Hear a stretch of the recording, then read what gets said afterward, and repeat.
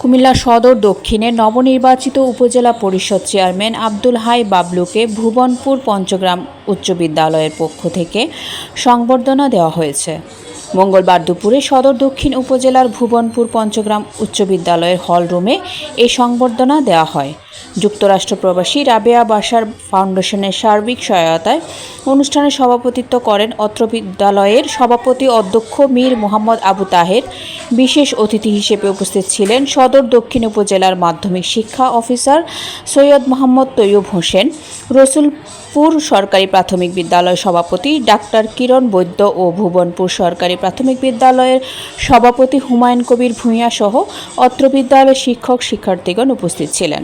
আলহামদুলিল্লাহ, এই ব্যাপারে আমি খুবই আনন্দিত এবং এই নবনির্বাচিত আমাদের সদর দক্ষিণ হচ্ছে আমার কাছে কিন্তু সমাধান সন্তান বুঝছেন না।